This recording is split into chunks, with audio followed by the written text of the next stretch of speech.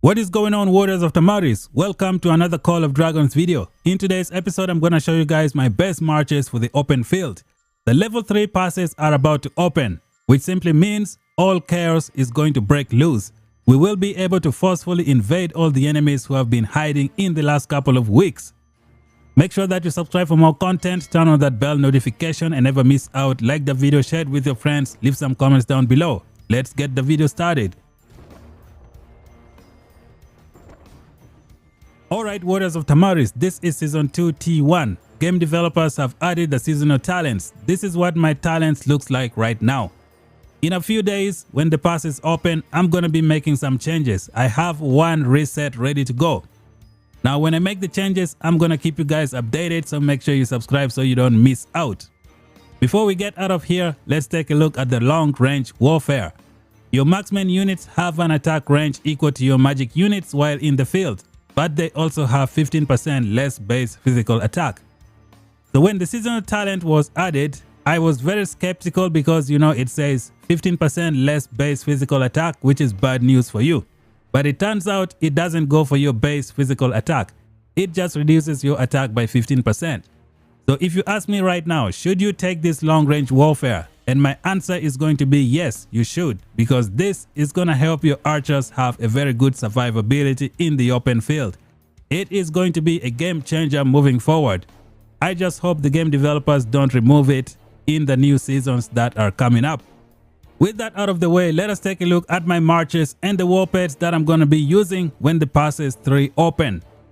I have about 4 different presets ready to go. So here is the first one. This is my most well-balanced preset. It is what I like to use all the time. It has the marches that have been proven in the open field. I'm going to show you guys the marches and the artifacts, then I'll show you the war pets in a little bit. So we're starting off with Sindrion and Freyga as usual, excellent at destroying people for fun. The artifact that I'm using is the Shadow Blade level 5 maxed out. I only have level 1 gold crest, so I cannot use that. Next pairing is going to be Lilia and Thea. This is something you might want to try if you are in the League of Order with the Celestials. It works very well. It is very tanky, it's gonna last long, it's gonna give you a lot of merits. It does a lot of counter attack compared to Lilia and Velin. It also has excellent normal attack, and the 50% attack that you get from Thea is also going to boost your Lilia significantly. This pairing is awesome. The artifact that I'm using is the Terrifying Infernal or the Infernal Flame. It's only level 1. I've been trying to get more copies, but I just keep getting unlucky. So this is what I have right now. The next pairing is going to be the Goresh. Goresh and Skogul. This is the infantry that I like to use. With Goresh, you only need him at 5551. And Skogul, I'm going to be maxing her very soon. Now I have the Mocking Chorus. This artifact that attracts enemy for fun. It's only level 1. That's as far as I could go. On to the next pairing, we have Walder Primary, Velin Deputy. These two pairings work together. So right now they have added Mr. Bertrand in the game. If your Bertrand is not maxed out, I wouldn't recommend switching Walder just yet. This guy is excellent for open field. His rage skill hits 4 targets, each one 700 skill damage factor. This is just very good value. On top of that, he's gonna trigger some freeze effect, which is going to trigger Velin Awakening. They both work together. The artifact that I'm using is the Phoenix Eye level 5 maxed out. Absolutely destroys enemies in small places. And the final pairing on the list, we have Hinara Primary and the Horse as a Deputy. I have it this way because now I have the long range warfare. I will be using this 40% normal attack damage on Kinara, so that's gonna help out. The artifact that I'm using, the Vicious Strike, the Rattle Spear, aka the Defense Break artifact. This is just insane. It's gonna do a lot of damage, so I like it so far. So this is the first preset that I like to use for the war. When I bring them out, this is what it looks like. So let's go to the pet sanctuary and then we take a look at the war pets that I am using with my first preset. The first pairing that we heard was Mr. Sindrion and Freyga, and we're going to be using the Night Rock. These are the attributes. As you can see, I have Ravage. The luck is only 28. I'm happy with this war pet because it has a 39 agility. Now my chain strike is going to do some good damage. And then over here I have the steadfast chain strike. I'm still testing it out. Pretty soon I'm going to be switching to this ability here known as the timely strike to give it more crit rate. So that's something for later.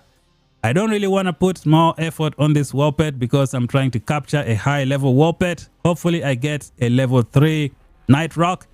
Because this crit rate you see here, only 1.57%, it's gonna go to 8% with a level 3 Night Rock if you capture one. So that is going to be a game changer. The next war pet on the list we had for Lilia and Thea was the what is it called? The Shadow Frederick. I just named it the Destroyer. So it has intelligence of 39 maxed out. It is fantastic. It does a damage of 165.42. Now, as you can see here, I don't have the Forceful Pain Bloom. That is because I have a very high intelligence and I decided to go with the Ball from the Blue, which gives me 2.72% magic attack. That is just awesome. I feel like it's gonna perform better than this Forceful Pain Bloom right here, because this is going to boost my attack and make my heroes do some crazy damage, including awesome counter attack as well. So the intelligence is full. This is what I have. I have this heart wall to trigger the 4th skill of Thea, known as the Lex Lucis. So this is the second pet that I have on my roster. So the next pairing, we had the Goresh and the Skogul. This is what I have right now. I have this Guardian Oath, 30% chance to restore 3.1% of max unit count when Legion has 0 units remaining. So this is gonna troll my enemies in the open field. They're gonna think my Goresh is dead, and out of nowhere he gets up and keeps on fighting. Should be interesting. Now I need to do some more changes here. I'm gonna change this and put the 2-star version. I'm just still waiting. Maybe I capture a high level war pet, who knows. As of right now, I have captured 850 war pets and I have never got a 2-star or a 3-star. This is some crazy bad luck, man. And then the next war pet, we have another Shadow Frederick. Not Shadow Frederick, a Sapphire Frederick. This is what I am using for Walter and Velin. This time I decided to go with the Forceful Pain Bloom because both Velin and Walter have a freeze effect, so they're gonna take this war pet to the next level. Unfortunately, the intelligence is not that great and I don't want to invest in this too. Still waiting, so we shall see how that goes. As for my Kinara, I am rocking this Snow Peak Rock. 1-star talent. This is what I have so far. I still need to work on it. I have the heart wall here because I use this pet with Thea and Kinara with my cavalry. That's why I have this over here. However, I still need to build this war pet to make it even better. So this is everything that I have for preset number 1. Let's take a look at preset number 2. Alright, defenders of Tamaris, this is preset number 2 for fighting my enemies in the open field. It looks a little something like this. I call it the Magic Distraction Team. I have 3 magic pairs in here. This should be awesome. So this is what it looks like. I decided to take out Goresh because I use these pairings when I don't need infantry in the open field. If I'm just looking for DPS, this is what I like to bring out. We already know what Syndrion and Freyga can do. We already know what Lilia Thea can do. We've already talked about this one as well.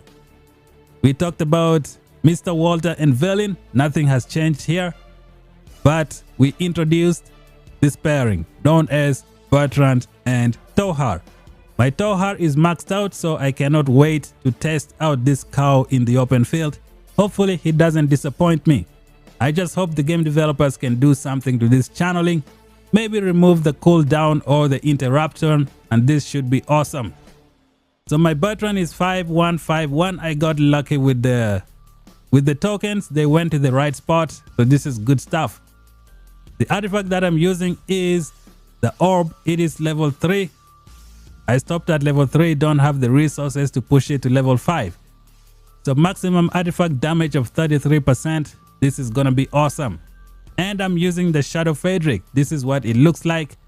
I don't want to invest some more because I think this is good enough for me right now. So this is my magic preset for fighting my enemies in the open field. I like to bring it out when I don't need to use a lot of infantry in the open field against my enemies. On to the next preset. This next preset that I'm going to show you is called the Archer preset team. Basically, I have 3 Archer marches and 1 magic march. This is what it looks like. We already know what the first 2 pairings can do. We have Cinerion Fragor, we have Kinara Husk, and we have Mr. Goresh and Skogul just to provide some support. Now I introduced Nico and Craig. So Nico is going to use long range warfare with this artifact that's going to work with the long range warfare. So things are going to get interesting. Now I'm using a Night Rock. I tried to capture the Snow Peak Rock, but I can't get a 1-star talent. So I'm going to be using this one for now. So Craig is going to be doing some AoE damage to all the enemies. This should be interesting. This artifact is going to be the game changer. It's going to try and put, it's going to put this debuff on my enemies and they cannot cast their artifact for 10 seconds. I could run away. They could use that artifact on somebody else and my heroes survive for long. So this is going to be awesome. And then here I have Mr. Lilia and Mr. Velin. This time I decided to remove Thea from here because I want this to be just doing some AoE damage. And I want to compare the amount of merits that I get with Lilia Velin and then Lilia Thea to see which one is giving me the best value against my enemies. My 4th preset is going to be the cavalry team that I like to use to chase people in the open field or to pick on some enemies who are not paying attention, especially the ranged units. This is what it looks like. I have Forondil and Theodore. I have Emrys and Bakshi. I have Alistair and Nico. I have Kinara and Thea. And then I brought 1 more infantry here. This infantry can keep up, especially with this feather. Nika is bringing 10% march speed. I'm going to show you guys the talent tree in a little bit. So these are the war pets. These are what they look like. This is the next war pet. I haven't paid much attention to these war pets because I'm trying to capture a high level war pet to use in the open field. Now here I'm going to be switching and putting on a Bruin Bear. I have a 1-star Bruin Bear that I'm going to work on just for these pairings. Now I have the Royal Punishment level 3. I have the Spring Blade level 2. I have this artifact here level 5. Forgot the name. I got this new one from the compendium. It's level 4. It is fantastic. And I have the Springbird Feather at level 5. So let us check out my talent tree for Skogul to show you guys how it can keep up with my cavalry. So I got March Speed, March Speed, March Speed, March Speed, March Speed. It's a lot. More March Speed here. I still need 1 more to take this to maximum level. And then they should be moving at the same speed. So I'm going to bring them out, try to move somewhere and show you guys what it looks like. So this is it. Bring them out. Maybe send them over here to this area. As you can see, they all move together. They attack at the same time. This is just going to be awesome. So these are the marches that I'm going to be using when the pass is open. It is time to destroy some enemies. There will be some forceful invasion. No mercy. Lots of distraction. I do not like to restrict myself by trying to focus on just one troop type. I train pretty much everything, showing you guys my troop composition. So the plan is to have 1.5 million troops for each troop type, and then later on I'm gonna see if I can specialize in just a single troop type. I like to have multiple fighting styles. So this is everything that I have for my account, just waiting for the passes to open to have some war.